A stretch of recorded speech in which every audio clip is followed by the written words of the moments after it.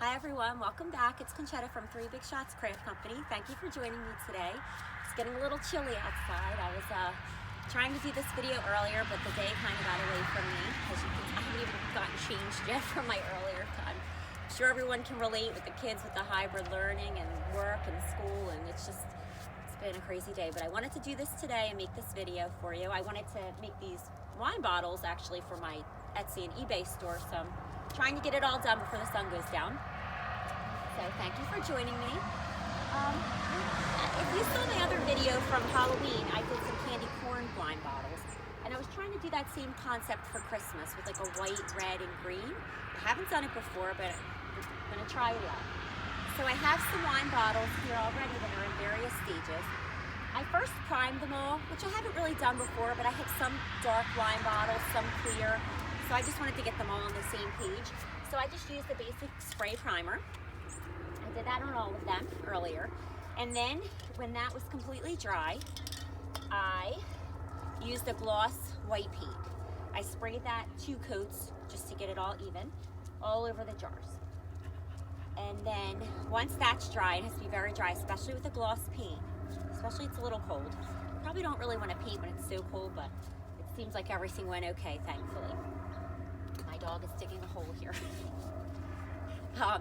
Then I'm going to use red for the second color. And I already did a few, and I'll show you, and then I'll do some with you. So all I did was I held it up. Now I mentioned with the candy corn bottles, it's not going to be perfect, and that's kind of okay, I think. If you wanted it more precise, you could put tape to make more of a straight line, but I sort of like that look where it's all over, you know, like just not uneven, a little bit of sprays, and that's how you see them a lot. But you do see them sometimes with the candy corn bottle or wine bottles. You see them with the tape, but I didn't do that. So I sprayed the red on those 4 bottles, and then we'll do these other 3 together on camera. Let's do it now. See how it turns out. Shape our paint. Have my gloves on. I'm trying not to paint all over myself today because this really isn't a paint outfit, a working outfit, but I've done it anyway. So I just hold it out for myself so you can see this okay, and I don't spray everything else. And then wherever you want that line to be, I did a couple a little higher, but I think I like it more in the center, so I'm going to try to do that with this one. Just hold it out. We might have to do 2 coats. I went a little thick on one of them, and I think I should have did it a little thinner and gone back. Now, you don't have to go all the way to the bottom because that's where we're going to put the green. You could do any color you want. I thought about doing these in like some metallic, so that may be next. But you can see here, well, you can see, and nothing's cut off, how he did that one. So I'm going to go ahead and do the other 2, and then we can add some green to those. These are all dry. I've been hoping that they would be dry enough to do this. Go all the way around. Sorry, the traffic here.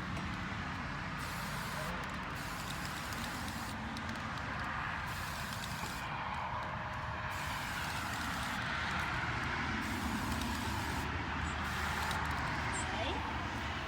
Let's do the last one. And you definitely want to make sure that the paint is completely dry before you add another color, because that is when you'll get crackling. Or it's not even crackling, it's like the paint kind of bubbles up, and then you have to sand it off, and with the wine bottles, it's really a pain. Sometimes with the mason jars, it's okay because you can give it some, like, make it a little more distressed, shabby chic look, but the wine bottles, it's hard to do that. Okay, so we added some red to that. A little more. So now I'm going to switch paint. So this was just a gloss cherry red. Now we're going to try the green. Okay, this green is okay. I'm going to shake it. I haven't done that yet. And then we'll do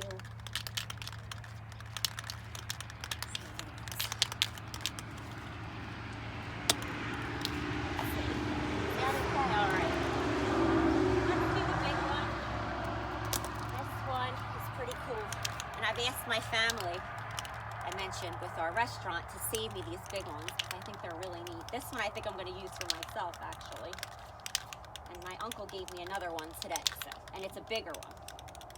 All right, let's go at it. So, haven't done this yet, so you're seeing it for the first time as well. So, just cover it. We might need to do another coat. I probably would have done 2 coats of red if I wasn't really trying to rush this to get it done for the video. And I could probably do that somehow later anyway.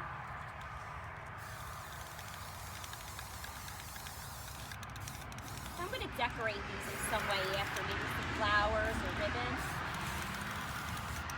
I think that's pretty cool. What do you think, Soph? My daughter's watching.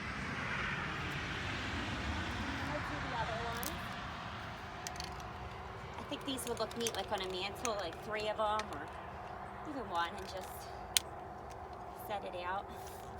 Maybe a centerpiece on your table. Just going very gently. I think I probably would do 2 coats of this green because I see where it has a little bit of a line where it hits the red.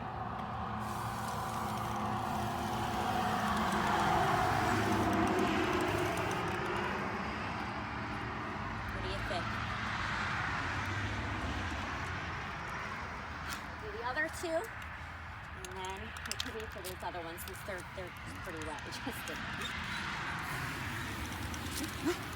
Now once these are dry, and if you were going to put a second coat, once they're completely dry, you would put a coat of, you could do the gloss, because I already used the gloss paint, but a coat of gloss sealer. I think these are pretty neat. I don't know if you could tell, but how it kind of blends in. You have like the spray.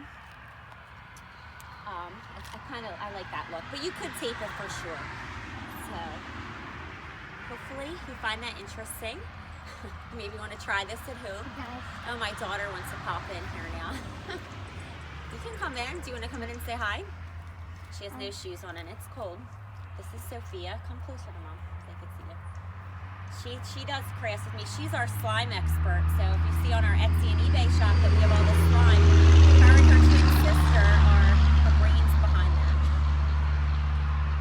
So hopefully you can, try these out. Maybe I'll do another video where I show how we decorate them a little bit in the next couple days. We'll see how that goes if we get to it. I wanted to mention as well, I have the comments turned off on my videos because it's really my kids' channel, and they have, other videos of them making slime and things, and unfortunately people can be a little cruel, so I don't want anything posted in the comments that they would read.